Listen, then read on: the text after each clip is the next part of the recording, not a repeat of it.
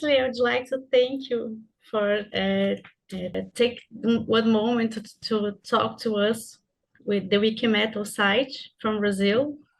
It's good. Thank you. Nice to be here. Fire away. I'm ready. You are a legend. It's nice to meet you. So I would like to firstly talk about our new album. That's okay for you? Sure. Yes. Fire away. Whatever. Because I was amazing. Let's start by talking about what are your inspirations for the album? Well, inspiration equals desperation, because at my age, you've only got a little while left to do things, and so there's always an element of being fairly desperate when it comes to getting on with something. And I knew that I wanted to do an album touching upon some other kind of aspects of religion. And since the previous album had been, the zealot gene had derived from elements of biblical text, I thought I would do an album with songs that were connected to polytheistic beliefs. And I looked at a few. I looked at the world of Greek mythology and Roman mythology, and finally just settled on Norse mythology, because it was a tricky one for me. A lot of aspects of Norse mythology are tied into some of the fantasies and fascinations held by certain heavy metal bands, and of course the dark side of Nordic philosophy that appealed to, in a fairly benign way, to Tolkien or to Wagner, and in a particularly scary and awful way to Heinrich Himmler.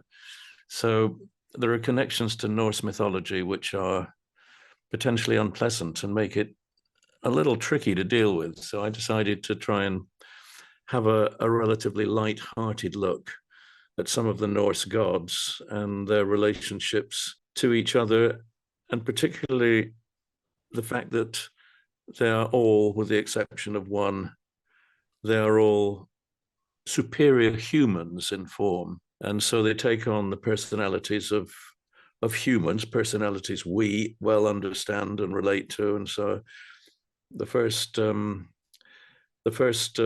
four stanzas of each set of lyrics was connected to the historical pagan belief and the characters of those gods as written about thousands of years ago. Well, a little over 1,000 years ago in the Poetic Edda of Iceland. But I also then, in the last two stanzas, I decided I would relate those personalities and characters to people I've known in my lifetime. And I found that interesting and a little light-hearted to do.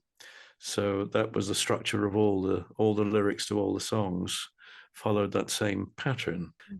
And that's what I did. So I wrote the album, sent it out to the band, did some demos, and then we rehearsed it and recorded it over a period of a few days. It was very interesting.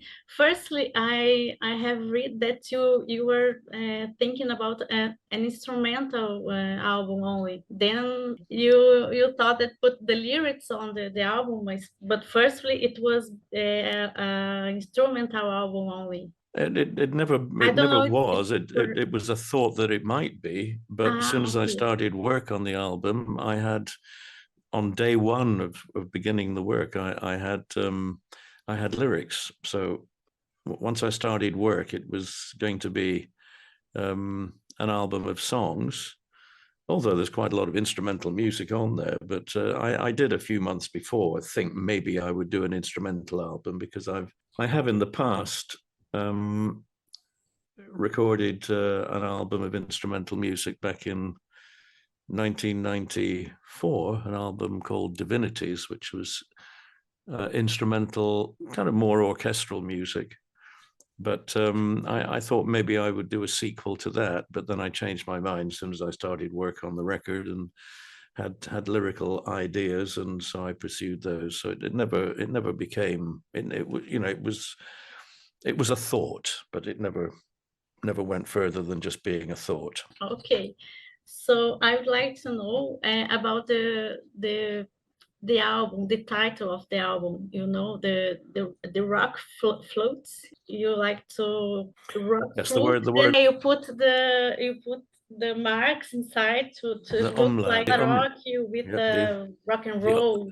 yeah, the It's umlaut a is very, very a favorite to steal from good sense, good grammar, and good practice by certain rock and metal bands who use an umlaut, because again, it's this dark fascination with the macho world of Norse mythology. But my umlauts are absolutely correct, because the word rök comes from an Icelandic word meaning destiny, and flöte is the German spelling and pronunciation of the instrument I play. So we have two umlauts in the RökFlöte album, but they are correct. They are there for a reason. They are grammatically correct, and so that is legitimate. it's very interesting. I'd like to talk about this. So I would like to know what's your favorite song of the album? I If you never have like some favorite song. I favorite, don't have. because I think I never have favorites of anything. When it comes to my songs and albums over a period of 56 years or whatever it is, I don't have favorites. You know, if you ask me which is my favorite of my children, of course I couldn't answer you, could I? If you ask me which is my favorite cat, I can't answer that. And so children and songs are a little bit the same. You know, they're a product of of um, my soul. I don't feel it's correct to have favorites. They're all my children. So I don't have a favorite. Sorry, I can't really help you there. all your songs are amazing. So tell us about what you think about the last album. Well, the last two It's albums last released in album, it's not the last two albums were released in 2022. There's Elegy, and 2023 RökFlöte, and they were both albums that were top 20 albums in Germany and Italy, not in Italy, in the UK and in the USA, in the Billboard charts. So yes, it's nice for the record company to see the album in the charts, but I don't really personally measure the success of things by chart positions. It's not really something that I've ever taken too much notice of. So the record company are very pleased with me. It's a recognition in today's relatively small record sales of physical product that a bunch of people went out and bought the album in the first couple of weeks that it was released. So that's nice to see, but not the most important thing. Yes. And how did you feel about when you have to postpone your tour to Brazil in 2019, yes. Yes, well, yes, so yes, sorry because along. of the COVID and the pandemic. How do you feel about this? We had to postpone Yes, a concerts lot of, all over the yes. world in many countries. They were postponed in 2020 to 2021, and then in 2021 we had to postpone them again because of lockdowns and COVID. And so it was only really in 2022 that we caught up with doing the concerts that had been postponed once, twice, and in the case of Finland, it was postponed 3 times before we finally went there last year. And in the case of Brazil, COVID was a big issue, the economy, the political situation. There were reasons that it kept getting pushed back. And so this time around, it's happening. I have my airline tickets for all the band and crew and an itinerary. And so it's finally we are doing the shows. We're very happy that you are going to do the shows in Brazil. I'm from Curitiba, so I will go into the show. I'm very excited about the show. So can I tell you a question? It's not about the album, but I saw on your Instagram that you have released some numbers of bottles of rum. You know, the Oh, drink with this. with the commercial about the songs of the woods. Yes. I really love that. Can you talk about it? Well, it's a limited edition of a few bottles that are being specially presented by a Spanish company who make who, amongst other things, make rum, and they asked us if we would agree to have a small, limited edition run of some bottles that were matured to the sound of Jethro Tull music. So the rum was put in barrels, and they set up speakers nearby and played Jethro Tull music while it was maturing, in some kind of a belief that would affect the flavor of the rum. I don't know if that's possible or true, but it's very likely if you drink enough of it, you'll be able to sing several of my songs. Probably too loudly. My husband, when I tell to my husband that I will have a conversation with you, he loves to listen to your songs. Well, there's an element of some of the music that I've written being connected to the environment, to the world we live in. To it's one of the topics that I've addressed a number of times in songwriting, and some albums like Songs from the Word or Heavy Horses, they went a little further in that direction back in the end of the 70s. Okay, so we Brazilians can expect about the show? Which songs? Well, you can expect whatever you like, but it won't necessarily be what you get. The tours that we're doing at the moment are titled Jethro Tull, The 7 Decades, because we play some music from each of the 7 decades in which we've been releasing records, from the end of the 60s through to the 70s, the 80s, the 90s, the new millennium, the 2010, 2020. So there's some music from each of the decades. And in some cases, of course, there's more music because we made more albums back in the 70s. And in the case of the 2020s, there are 4 songs that we play because we play 2 songs from each of the 2 most recent albums. Yes. But there's a lot of music that people will be familiar with, and some songs that they won't have heard us play before in Brazil. Yes. Because we've only been relatively few times to Brazil, so there's a lot of Jethro Tull music they haven't heard us play live. But there'll be something for everybody, I hope. Okay, we'd love to go to I'm anxious to your show. So can I tell you one question about this story, how you became you're talking the flute on the band?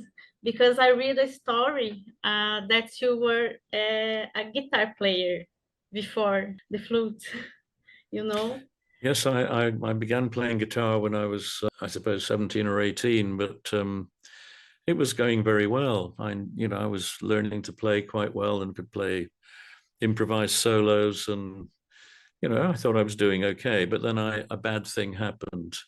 I heard Eric Clapton shortly after he joined John Mayall's Blues Breakers, and I realized Eric Clapton was way ahead of what I could do.